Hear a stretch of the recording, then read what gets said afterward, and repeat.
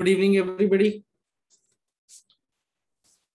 I hope you are able to hear my voice clearly. But previous class we had finished up derivation of force with help of Newton's second law of motion. हमने Newton second law of motion जो है वो last class में खत्म किया था और उससे हमने बच्चे फोर्स का जो फॉर्मूला है उसे डिराइव किया था.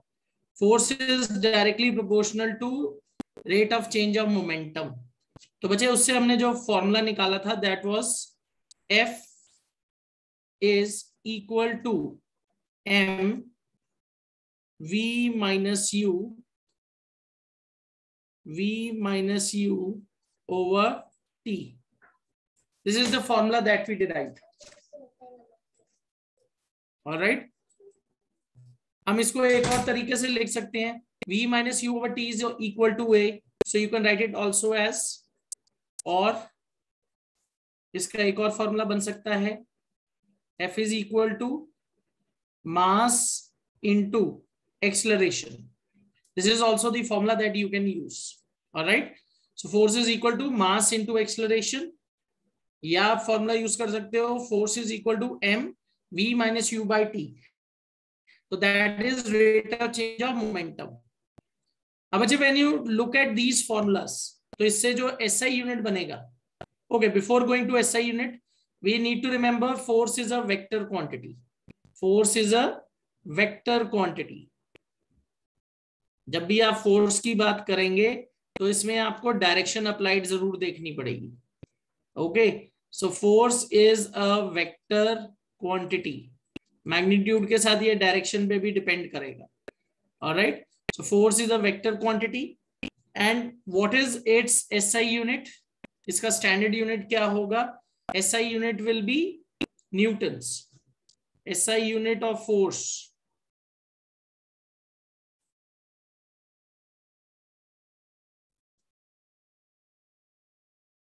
is Newton. All right, SI unit of force is Newton. अब बच्चे 1 न्यूटन तो स्टैंडर्ड हो गया. अगर आप इसका CGS यूनिट देखो, CGS unit means centimetre gram second, या जो छोटा यूनिट है CGS unit is dyne. CGS unit क्या है? Dyne. DYNE, dyne. Alright, SI unit और standard unit is newton, CGS unit is dyne. अब अच्छा इसको हम कैसे रिलेट करते हैं? How do we relate it? 1 newton is equal to 10 raised to power 5 dyne. Alright, obviously 1 newton बचे बड़ा यूनिट है. So 1 newton is equal to 10 raised to power 5 dyne. Dyne छोटा यूनिट होता है फोर्स का. 1 न्यूटन में कितने डाइन आएंगे? 10 raised to power 5 डाइन्स. अब बच्चे न्यूटन को हमें डिफाइन भी करना है. We also have to define 1 newton. अब अच्छा when you talk about defining any unit, हमें ये याद रखना है कि इसका फॉर्मूला क्या है. If I look at the formula, ये वाला अगर मैं फॉर्मूला देखूं, F is equal to mass into acceleration. So बच्चे mass is 1 kg, acceleration is 1 metre per second square. So 1 kg into 1 metre per second square, that would be equal to 1 newton. तो इसको define कैसे करेंगे? How will be define 1 newton? अगर आपके पास कोई भी object है जिसका मास 1 kg है और आपने उस पर फोर्स लगाई और उसमें एक्सेलरेशन बनी 1 metre per second square.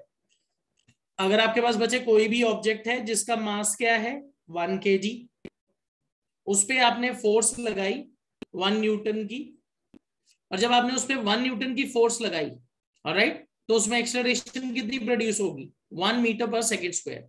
This is how you will define it. How do we define 1 Newton?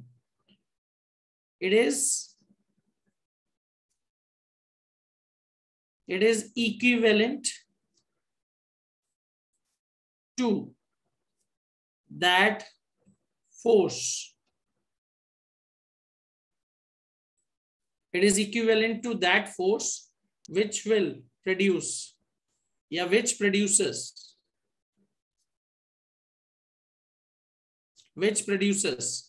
acceleration of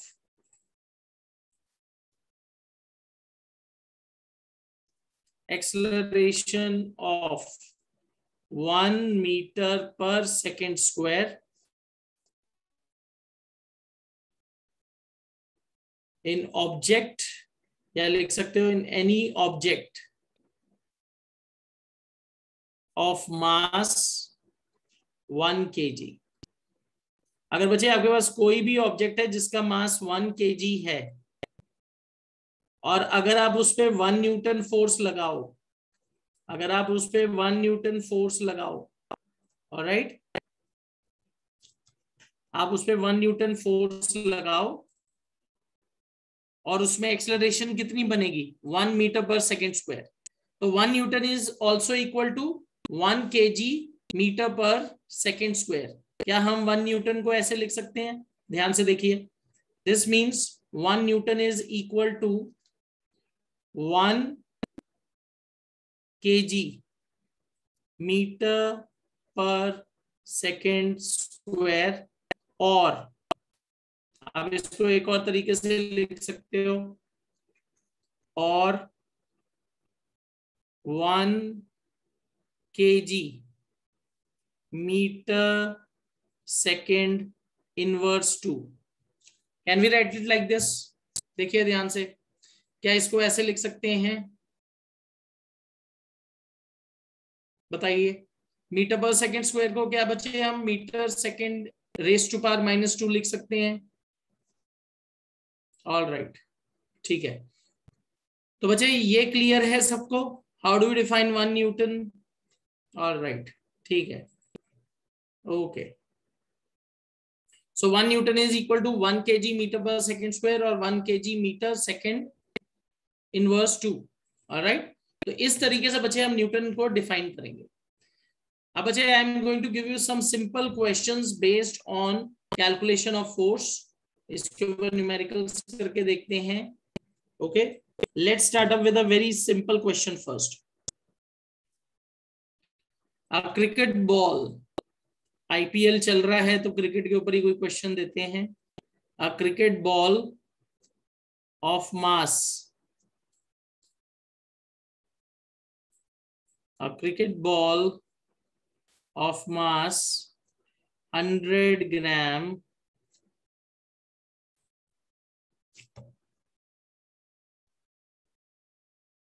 is moving with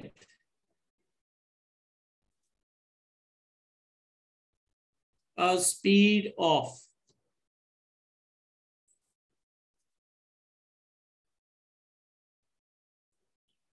40 meter per second. It is brought to rest. It is brought to rest by a player. It is brought to rest by a player in 0.02 seconds. ठीक है. Find average force.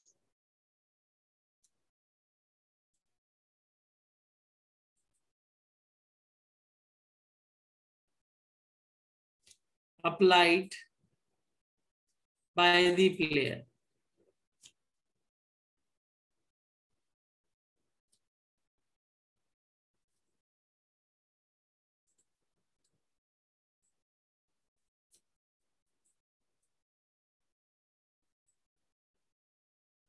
All right.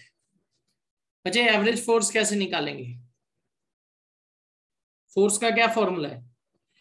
Force is equal to mass into acceleration. तो आप इसको दो तरीके से कर सकते हो. पहले एक्सेलरेशन निकाल लो, उसके बाद उसको मास से मल्टीप्लाई कर दो. या आप इसको डायरेक्टली कर सकते हो, rate of change of momentum. आप इसको डायरेक्टली कर सकते हो, rate of change of momentum. ठीक है बच्चे, इज इट क्लियर? समझ आ गई? ओके, ऑलराइट, चलो करके देखो, try to solve this question.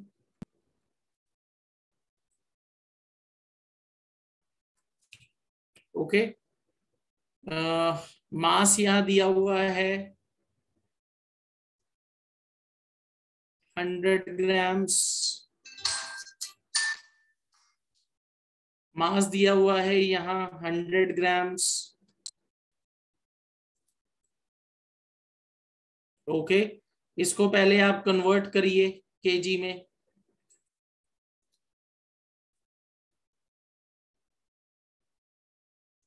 वजह हमेशा स्टैंडर्ड यूनिट में कैलकुलेशन करनी है, तो इसको हमने केजी में कन्वर्ट कर लिया।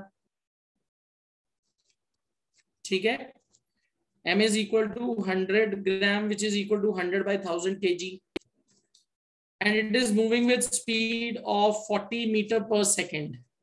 तो बच्चे यहाँ जो इनिशियल वेलोसिटी है u, not v, initial velocity और इनिशियल स्पीड आप कह सकते हो, that is 40 metre per second. Alright, and it is brought to rest by player in 0.02 seconds. तो बच्चे यहाँ जो फाइनल वेलोसिटी है वो 0 है क्योंकि रेस्ट पे आ गया, and time taken is 0.02 seconds। Alright, this is the time taken. तो how can you calculate force? अच्छा, हम फोर्स कैसे निकाल सकते हैं? F is equal to m v minus u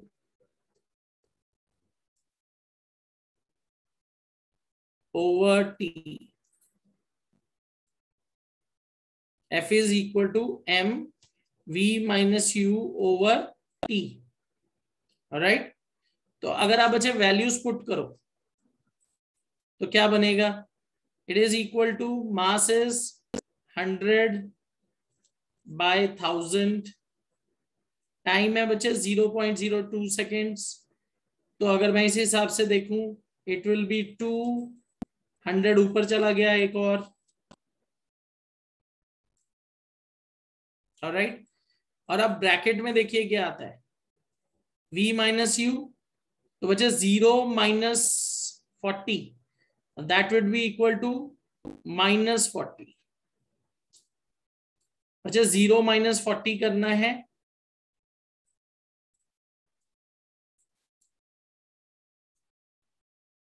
इसको सॉल्व करके देखिए क्या आंसर आता है। 3 0 तो यहीं कट गए, एक और 4 1 2 3 10 बचेगा, 400। Okay, what is the force बताइए, कितनी फोर्स आएगी?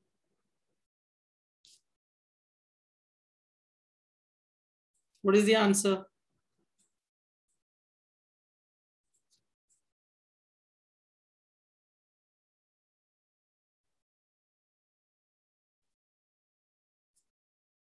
बेटा सारा तो मैंने ही सॉल्व कर दिया है, अब आप लोग भी थोड़ा इसको कोशिश करिए सॉल्व करने की। What is the answer?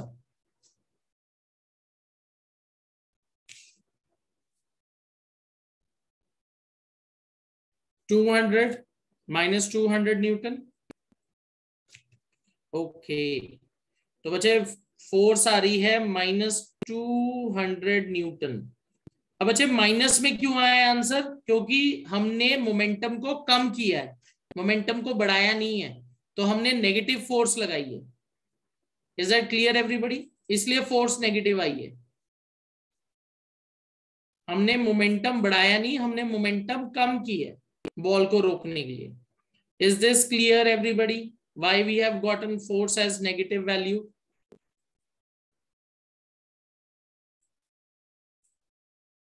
Is this clear? All right, चलो एक और क्वेश्चन करके देखेंगे. Let's do another question.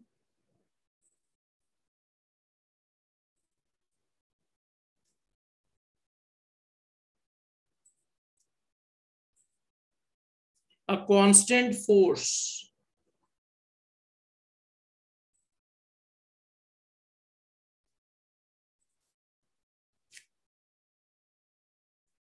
of 5 Newton gives a constant force of 5 Newton gives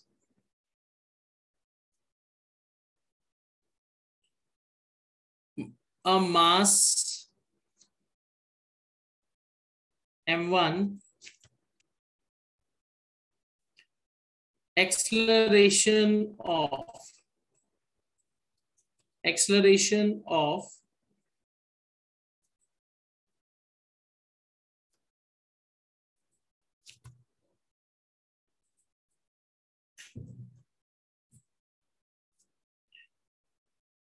10 meter per second square.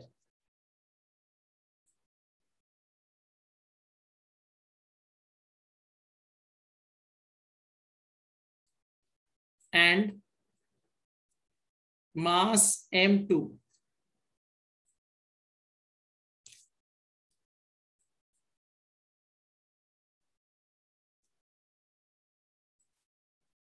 and mass m2 acceleration of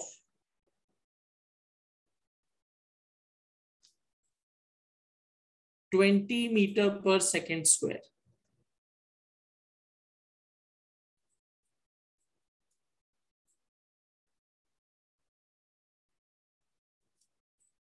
Calculate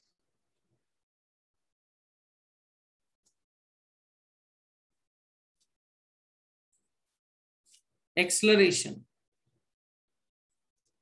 if both masses are tied together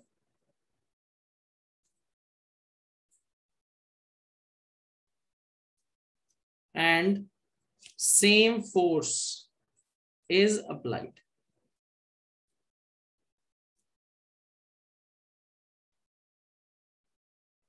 alright, चलो बच्चे let's try to do this question. इस question में क्या बोला गया है कि आपके पास एक कांस्टेंट फोर्स है 5 न्यूटन की. एक ऑब्जेक्ट है जिसका मास m1 है, मास हमें नहीं दिया गया है. उस पे जब ये फोर्स लगती है तो उस पे एक्सेलरेशन बनती है 10 मीटर पर सेकेंड स्क्वायर. उसके बाद एक दूसरा ऑब्जेक्ट है मास m2. जब उस पे 5 न्यूटन हम ये फोर्स लगाते हैं तो उसमें कितनी एक्सेलरेशन बनती है 20 मीटर पर सेकेंड स्क्वायर. आपको क्या कैलकुलेट करना है? You have to calculate acceleration. आपको क्या कैलकुलेट करना है? आपको एक्सेलरेशन कैलकुलेट करनी है. अगर हम इन दोनों मासेस को एक साथ बांध के सेम यही 5 न्यूटन की फोर्स लगाएं तो बच्चे इस क्वेश्चन में हम क्या स्ट्रेटेजी फॉलो करेंगे? What is the strategy that we will follow? What do you think we should do? क्या करना चाहिए?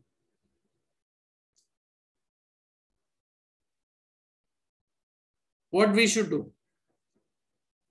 हम सबसे पहले क्या करेंगे? Will try to find unknown masses. सबसे पहले अननोन मासेस को फाइंड करने की कोशिश करते हैं. तो इस क्वेश्चन में फोर्स तो सेम है, अननोन मासेस अलग अलग हैं. तो हम क्या करेंगे? m1 is equal to force over acceleration a1 and m2 is equal to, m2 किसके इक्वल है? m2 is equal to force over a2.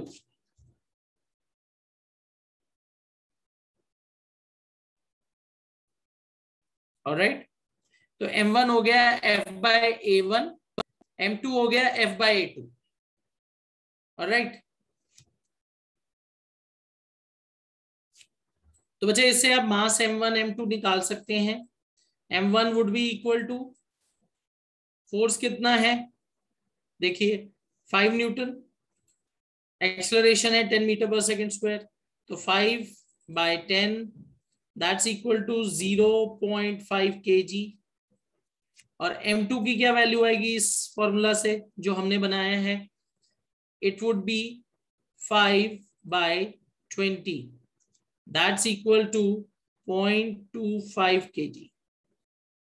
एक बार चेक करिए, यही आएगा, मासेस आ गए हमारे पास।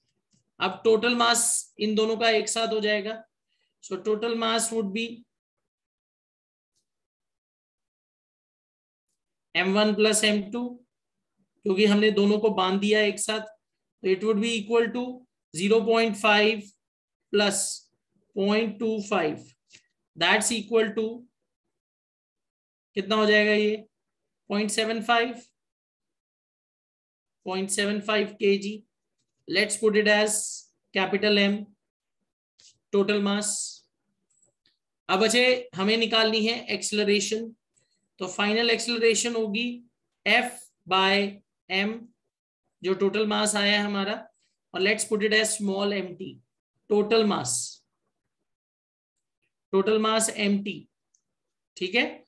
तो बचे एक्सेलरेशन किसके इक्वल हो जाएगी, put the values 5/0.75 what would be your answer, कितना आंसर आएगा बताइए।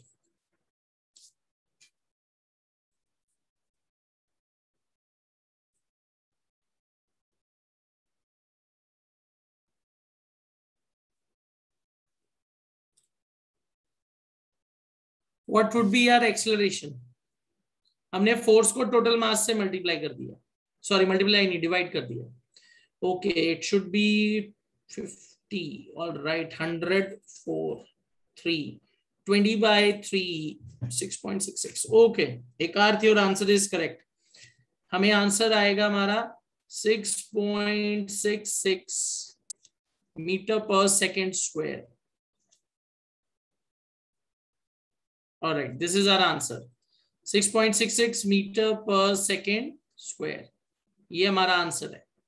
Alright, so acceleration would be equal to 6.66 meter per second square. Is this question clear everybody? सबका आंसर आ गया, ये चेक करिए।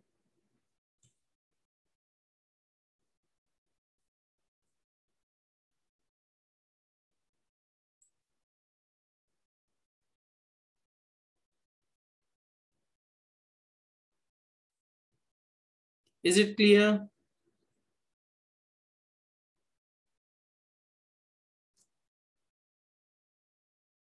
All right, ठीक है, ओके चलो एक और क्वेश्चन करते हैं फोर्स के ऊपर ही।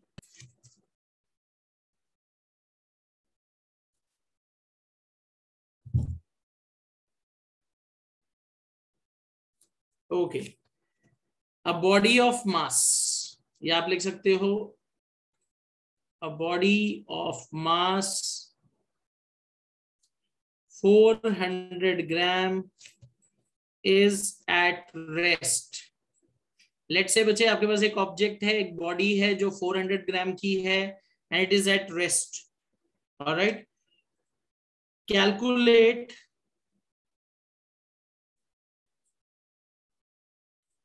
Force required.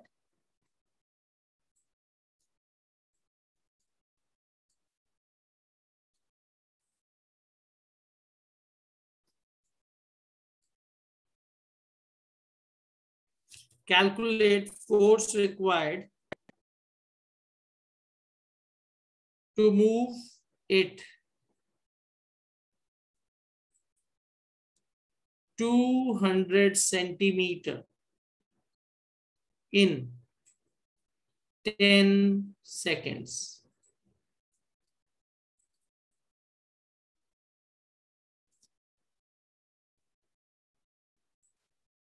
All right, चलिए इसको ट्राई करके देखिए।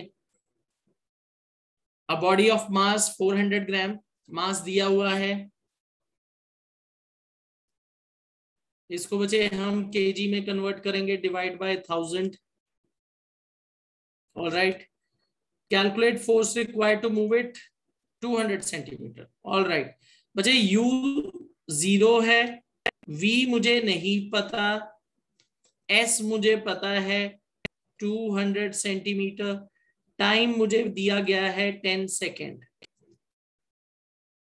ऑल राइट, इसमें मुझे एक्सेलरेशन नहीं दी, फाइनल वेलोसिटी नहीं दी, तो हम कैसे करेंगे इसको? We will have to use a equation of motion. हमें कोई ना कोई एक इक्वेशन ऑफ मोशन यूज करके क्या निकालना पड़ेगा?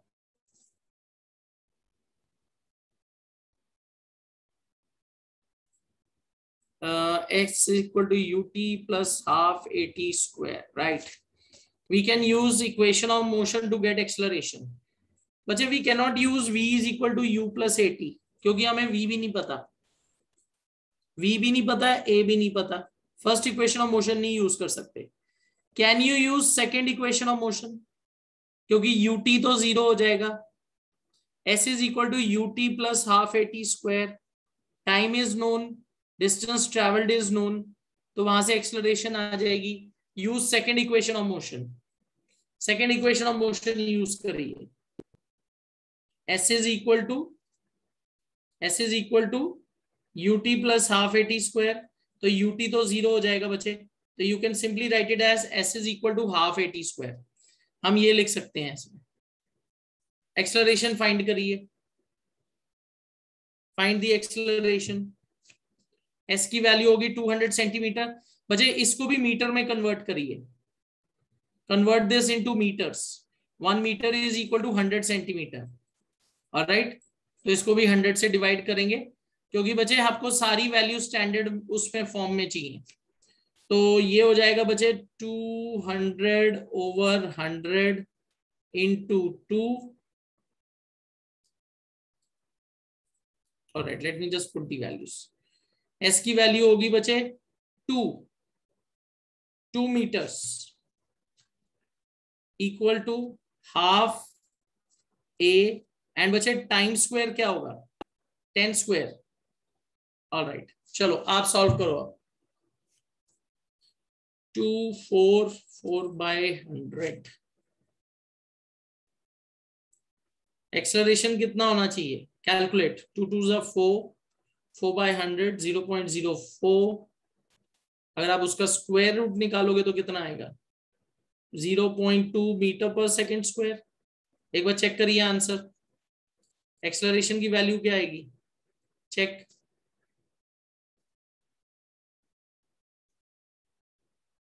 बताइए.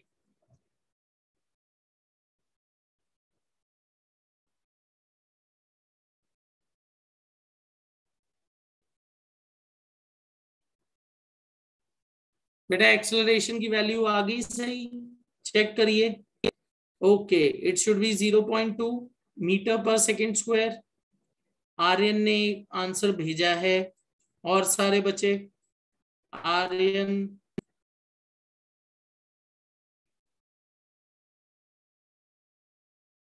अभी सुचिता, एकार्थ, आप लोग कोई आंसर नहीं दे रहे.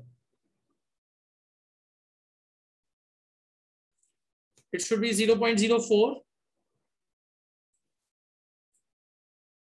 बेटा. Alright alright alright, okay.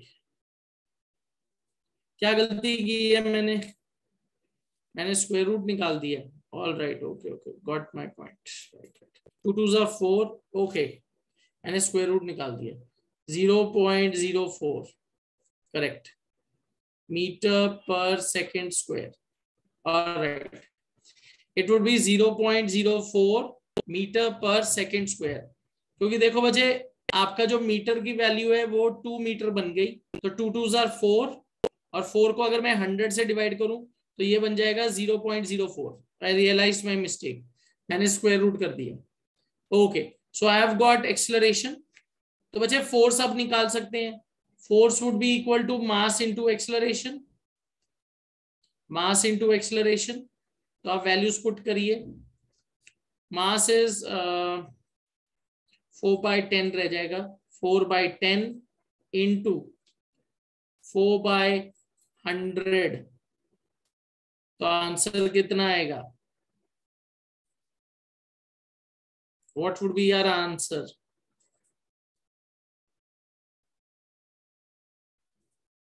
It is equal to 16/1000.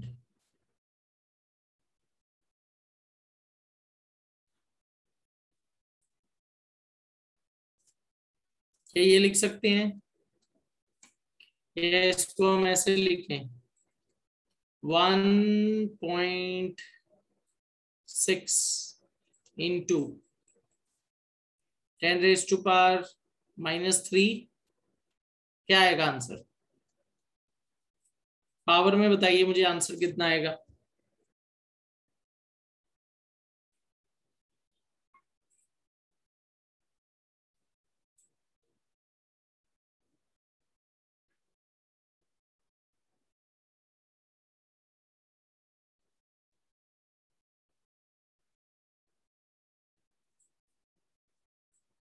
What should be your answer? 10⁻⁻2. Answer बताइए.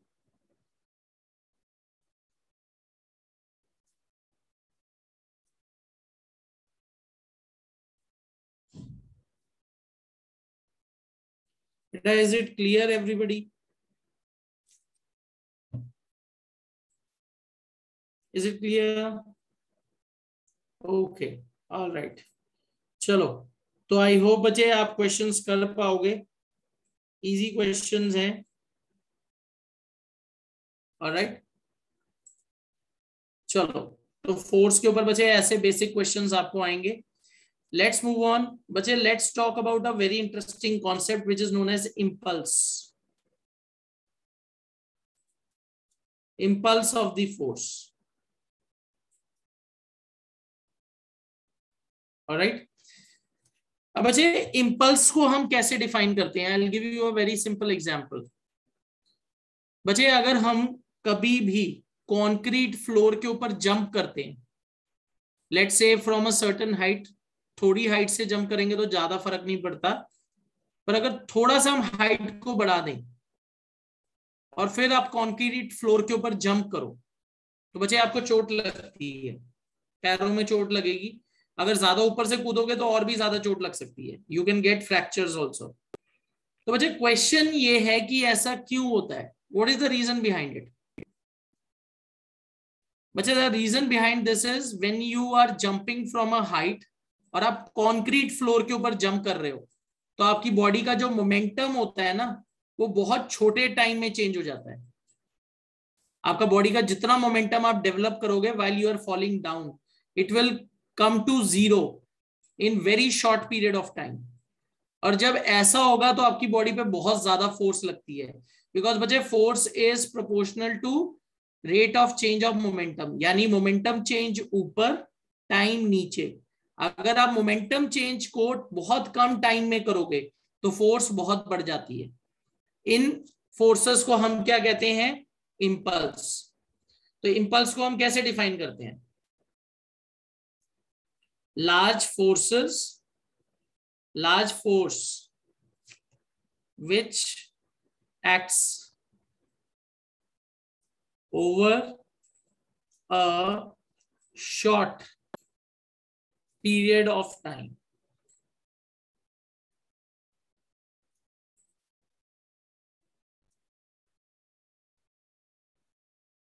ठीक है बच्चे, जब भी कोई फोर्स, बहुत ज्यादा बड़ी फोर्स, बहुत छोटे टाइम के लिए एक्ट करती है, उस फोर्स को हम क्या कहते हैं? इंपल्स. तो इसमें बच्चे हम कुछ एग्जांपल्स ले लेते हैं. Let's take some example. Okay, first let's try to understand what is impulse. बच्चे हम फोर्स का फॉर्मूला कैसे लिखते हैं? F is equal to mv minus mu over t.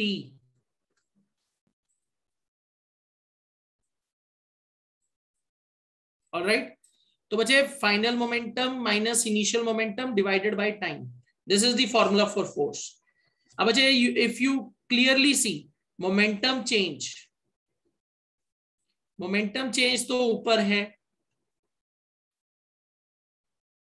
Momentum change ऊपर है, टाइम नीचे है, तो अगर मोमेंटम चेंज को सेम ही रखें, टाइम को कम ज्यादा करें, तो फोर्स उससे बढ़ सकती है, कम भी हो सकती है. For same momentum change if I decrease the time, force will increase. पर अगर बच्चे सेम मोमेंटम चेंज के लिए मैं टाइम को बढ़ा दूं तो फोर्स कम हो जाएगी. Alright, same momentum change if I decrease time, force is going to increase, जिसको हम इंपल्स कहते हैं. अगर इंपल्स को हम कम करना चाहते हैं तो हमें सेम मोमेंटम चेंज के लिए टाइम को बढ़ाना पड़ेगा. I hope this is clear to everybody. Alright, तो अगर मैं इसको देखूं, इफ आई सी दिस, इसको हम कैसे देख सकते हैं? F into T, just a minute, F into T is equal to mv minus mu. F into T is equal to mv minus mu. यानी इंपल्स का जो यूनिट बनेगा फोर्स इंटू टाइम, या it is equal to change of momentum. तो अगर बच्चे मैं time को कम कर दूं, so for same momentum change force is going to increase. This is something which is very important to understand. ये बहुत इंपॉर्टेंट है. If momentum change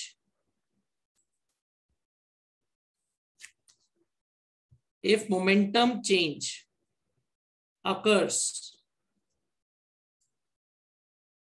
if momentum change occurs over a very short period of time, if momentum change occurs over a very short period of time, then force acting on the object increases. अगर बच्चे momentum change बहुत कम time में होगा तो जो force act कर रही है ऑब्जेक्ट पे वो बहुत ज्यादा बढ़ जाएगी. ओके, तो अगर मैं बच्चे इस हिसाब से देखूं, एसआई यूनिट जो बनता है फोर्स का, sorry not SI unit of force, SI unit of impulse, SI unit of impulse, it would be equal to Newton second. Impulse का एसआई यूनिट क्या बन जाएगा? Newton second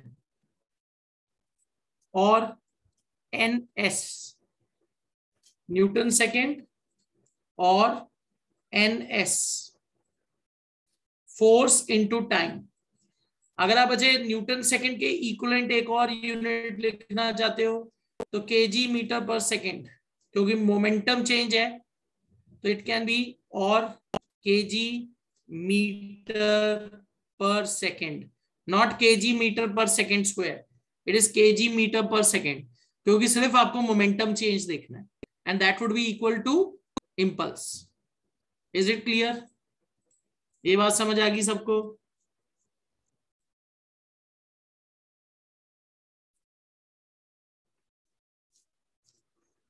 is it clear?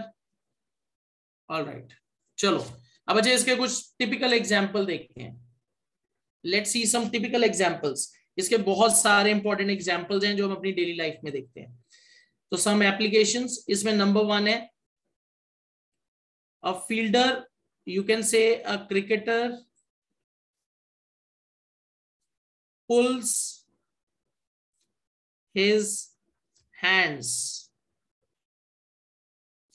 back gradually while catching a cricket ball to reduce the impact of impulse on his palms. ये तो बच्चे देखो एक बहुत कॉमन ऑब्जर्वेशन है कि जब एक क्रिकेटर अपने हाथ को पीछे खींचता है बॉल पकड़ते वक्त, अगर बॉल पकड़ते वक्त हाथ पीछे ना खींचो तो बॉल बहुत जोर से लगती है हाथ पे, दर्द भी होगा और बॉल छूट भी जाती है कई बार। तो क्रिकेटर क्या करता है, सही टेक्निक क्या होती है, अपने हाथ को पीछे खींचना है। आपने ये गोलकीपर के साथ भी देखा होगा, जब बॉल बहुत तेजी से आती है तो अपने हाथ को थोड़ा सा पीछे खींचता है ताकि इंपल्स को कम कर सके। और ऐसा कैसे होता है, क्योंकि टाइम ऑफ इंपैक्ट को वो इंक्रीज कर रहा है, तो same momentum change in increasing time of impact क्या होगा, इंपल्स से जो फोर्स क्रिएट होगी वो कम हो जाएगी और हाथ में दर्द नहीं होगा और बॉल को वो पकड़ पाएगा। ऑलराइट, सेकंड इसकी एप्लीकेशन अगर आप देखो, सेकंड इसकी एप्लीकेशन क्या है, अगर हम बच्चे कभी भी किसी लॉन्ग जंपर को देखें या हाई जंपर को देखें, उन्हें सॉफ्ट सरफेस के ऊपर जंप कराया जाता है। लॉन्ग जंपर और high jumper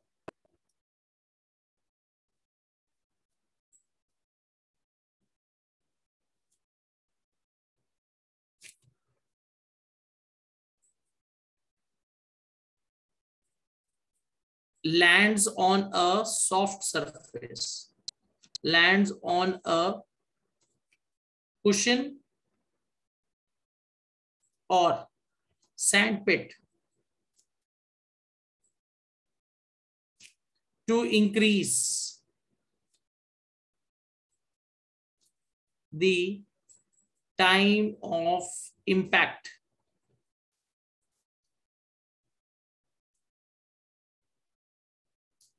and thus reduce the impulse। आपने देखा होगा बच्चे, अगर कभी भी लॉन्ग जंपर या हाई जंपर जब जंप करते तो उनको सॉफ्ट कुशन या सैंड पिट में जंप कराया जाता है, क्योंकि बच्चे अगर कंक्रीट की सरफेस होगी या कोई हार्ड सरफेस होगी तो उनका जो मोमेंटम चेंज है बहुत जल्दी हो जाएगा शॉर्ट पीरियड ऑफ टाइम में, एंड इफ दैट हैपेंस उनकी बॉडी पे बहुत ज्यादा फोर्स लगेगी जिससे चोट लग सकती है। ठीक है, थर्ड एग्जांपल हम देखेंगे बच्चे, अनदर वेरी गुड एग्जांपल, जब हम बच्चे कार के अंदर जाते हैं तो सीट बेल्ट बांधी होती है हमने, okay, passengers tie seat belt. अब बच्चे सीट बेल्ट क्यों बांधी जाती है, जब हम बच्चे कार के अंदर बैठे हैं तो हमारी बॉडी जो है जब कार चलती है तो इनर्शिया ऑफ मोशन में होते हैं हम, अगर कार एकदम रुक गई तो क्या होगा, आप आगे की साइड गिरोगे इनर्शिया की वजह से और आपको चोट लगेगी। तो उस चीज को प्रिवेंट करने के लिए हमें सीट बेल्ट दी होती है। पर क्या बच्चे सीट बेल्ट फ्लेक्सिबल होती है कि रिजिड होती है, ध्यान से सोचो, सीट बेल्ट फ्लेक्सिबल होती है कि रिजिड होती है, बिल्कुल मूव नहीं करेगी, कि फ्लेक्सिबल होती है थोड़ी बहुत। सीट बेल्ट को हम रिजिड बनाते हैं, हार्ड की फ्लेक्सिबल होती है, इसका मतलब आप ध्यान ही नहीं देते बच्चे। सीट बेल्ट जो होती है वो थोड़ी सी फ्लेक्सिबल होती है, रीजन बीइंग जब बहुत स्पीड पे आप गाड़ी को रोकोगे तो थोड़ा सा आप आगे जा सकते हो, क्यों, क्योंकि अगर बच्चे एकदम से रिजिड होगी आपकी सीट बेल्ट तो आप बिल्कुल आगे मूव नहीं करोगे, तो आप बच्चे उसका तो वैसे ही आपकी बॉडी पे बहुत बुरा असर पड़ेगा, आपके क्या होंगे, चोट लगेगी, आपको चुभेगी सीट बेल्ट, और बहुत स्पीड पे रोके तो हो सकता है आपके शोल्डर्स टूट जाए, इतनी फोर्स जनरेट हो सकती है। तो बच्चे उस इंपैक्ट को हमने अगर कम करना है तो क्या होता है, सीट बेल्ट को थोड़ा सा फ्लेक्सिबल बनाया जाता है ताकि पैसेंजर थोड़ा बहुत आगे मूव हो सके अगर बहुत स्पीड पे रोका है, तो वो क्या के लिए होता है, that is to reduce the impulse force by increasing time. So passengers in a vehicle have flexible seat belts so that passengers के पास कैसी सीट बेल्ट होती है, flexible, so that on hard breaking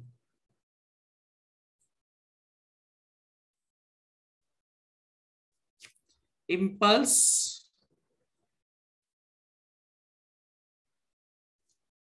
on passenger's body is reduced.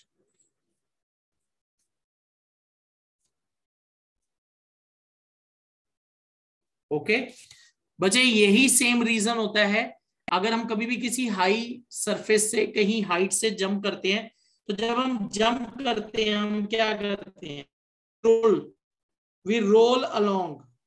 और वो role क्यों करते हैं, हम रोल क्यों करा जाता है, इसके पीछे रीजन क्या है, हम क्यों रोल करते हैं, ताकि हमारी बॉडी पे जो इम्पैक्ट का टाइम है उसको हम इंक्रीज कर सकें और फोर्स कम हो जाए। ओके तो बच्चे, these are all typical examples of impulse. Is it clear everybody? सबको समझ आ गया ये?